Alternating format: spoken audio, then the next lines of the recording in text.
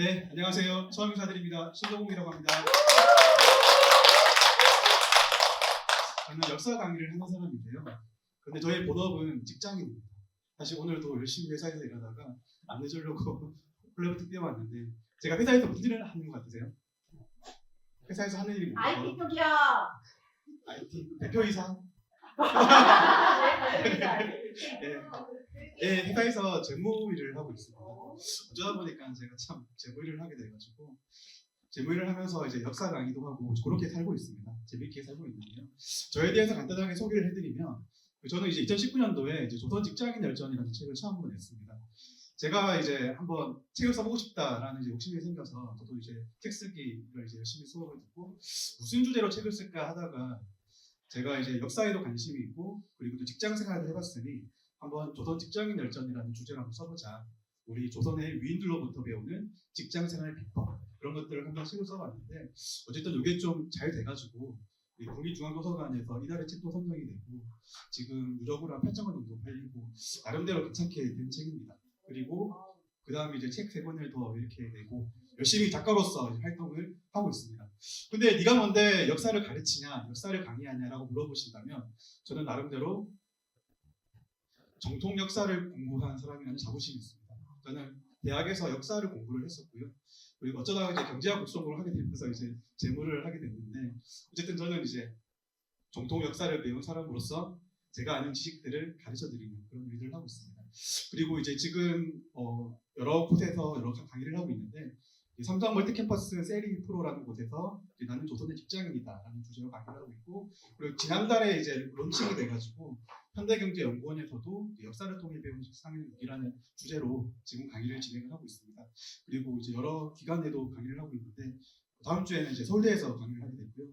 다음 달에는 서울지방국세청에서 신입사원대로 강의하게 됐는데 사실 제가 재무하는 사람으로서 제일 무서운 데가 두 군데가 있어요. 한 군데가 금융감독원이고요.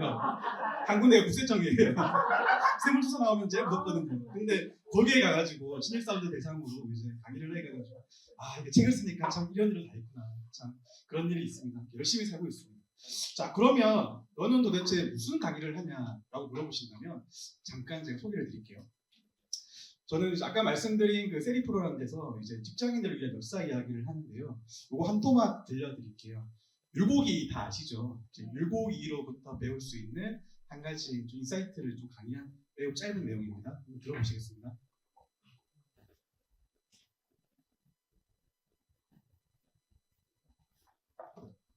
많은 직장인들은 각자 나름의 포부와 목표를 갖고 회사에 들어옵니다. 하지만 정작 회사에서 반복되는 현실은 그런 목표와 멀어 보일 때가 많죠. 언젠가 CFO가 되겠다는 포부를 안고 재무팀에 들어왔는데 매일 간단한 장부 정리나 엑셀표 만들기만 시킨다면 어떨까요? 하고 싶은 일과 해야 할 일, 그 괴리감이 커질수록 열정은 꺾이고 오로지 월급만 회사를 다니는 이유가 되어버리기 쉽습니다. 급기야 회사를 그만 다니고 싶다는 생각마저 들 수도 있는데요. 이때는 어떤 마음을 가져보면 좋을까요? 조선시대 위대한 사상가이자 경세가였던 율곡이에게 있었던 일화를 통해 그 힌트를 얻어볼까 합니다. 네, 여기까지입니다. 저는 이런 강의를 하고요. 뒷내 궁금하시죠? 궁금하시면 제 강의를 들으시면 됩니다. 자, 그러면 이제 제 강의에 대해서 한번 좀 소개를 드리면 저는 이런 강의를 해보고 싶어요. 인생 후반전을 준비하는 우리 중장년들이 역사 이야기를 들으면서 삶의 인사이트를 얻는 그런 강의를 제가 한번 해보고 싶습니다. 그러면은 어떤 분들이 저의 강의를 들을 수 있을까요? 저는 일단은 한국사 이야기를 좋아하고 관심 있는 분들이 제 강의에 관심을 가지시겠죠. 그리고 인생 후반전을 준비하면서 보다 의미 있는 삶을 살고 싶으신 분, 그리고 역사 인물들의 삶을 벤치마킹 해보고 싶다. 나도 저렇게 살고 싶다.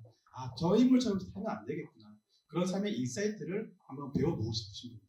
그리고 그렇게 역사를 좋아하시는 분들이 함께 커뮤니티를 만들어서 같이 각자의 고민도 나누고 또 서로의 나름의 해결책 그런 것들을 함께 나눠보는 그런 따뜻한 커뮤니티 같은 그런 강의를 한번 만들어 보고 싶습니다. 감사합니다. 그래서 저의 강의에는 이런 내용이 담기게 됩니다. 역사 속 한국사 인물들의 삶 이야기가 들어가겠죠. 그리고 중장년들이 그들의 삶 이야기에서 받을 수 있는 교훈을 함께 나누겠죠. 그리고 제가 이제 몇 가지 질문을 던져드리면 거기에 대해서 함께 답해보면서 함께 토론하고 또 생각해보는 뭐 그런 시간도 한번 가져보고 싶습니다. 저의 강의는 이렇게 진행할 예정입니다.